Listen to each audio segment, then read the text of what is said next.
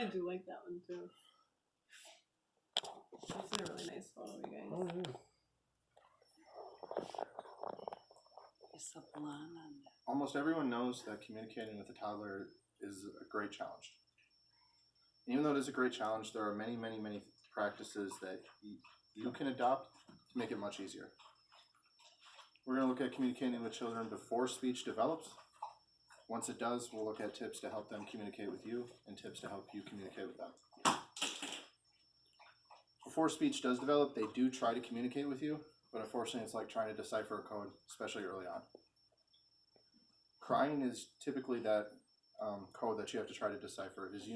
It is a universal tool of communication for babies, but it's also universal for toddlers as well. It means many, many things, from pain to being overtired or hungry. And while it can be tough to decipher, it generally means something is wrong. Other times though, especially as they're getting older, it's just because they're unhappy with the situation, like going to bed. And unfortunately in those times, you just gotta let them cry it out. Taken from communication with your infant, it's in your hands, says that you can actually use hand signs to communicate with them before speech develops. So for example, you could do this and they would eventually learn that that means drink. So then use that to ask you for a drink if you're thirsty. They say their brain power is extraordinary and that they can learn many things even though their vocal cords haven't developed enough to be able to talk. And the last part, tone of voice. Tone of voice is universally understood between all mammals, and babies understand it as well. If I was to yell at my dogs, or if anybody's ever had dogs, you yell at them, they usually respond in fear.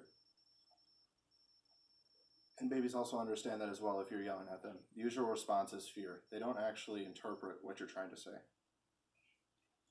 So you always need to remain calm no matter how frustrated you are. You stand a much better chance of getting through to them. Some tips to help you communicate with them. Toddlers only understand about half of what you say. So typically you want to speak in 1 to 2 word sentences. It's recommended by the National Psychiatry of Pediatrics that you use one word for every year for a hollow there. So if they're 1, you should use 1 word, 2 for 2 years. Once they hit about 4 years, then you can actually start speaking in sentences a little bit longer. But early on, that one word for 1 year is a really great reference. And the last one, you want to speak clearly and slowly. It allows time for them to process what you're saying and also respond if necessary, because they do take a little bit longer to think. You also must repeat yourself as many times as needed without getting frustrated. Unfortunately, toddlers lack impulse control, so it's going to take many, many, many times you saying something before they understand it deeply enough not to do it. Avoiding frustration at this stage is exceptionally difficult, but it's not anybody's fault. Be patient and eventually you will get through to them. Tips to help them communicate with you.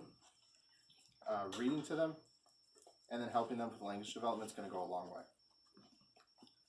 Unfortunately, when you're reading to them, again, you may have to read the same story over and over and over, and they may want to watch the same movie over and over and over, but it does help with language development. It strengthens the meaning of words that they already know, and they also learn the pace of speech. Picture books are also really great because then they can strengthen the bonds in their brain for memory with pictures, 2 words. Helping them with language development, don't use baby talk.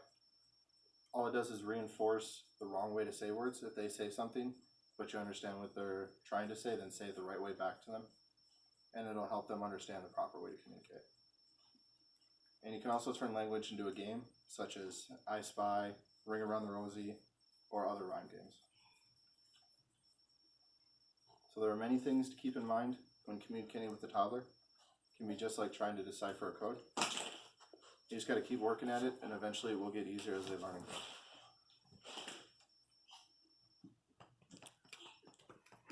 grow. Well done.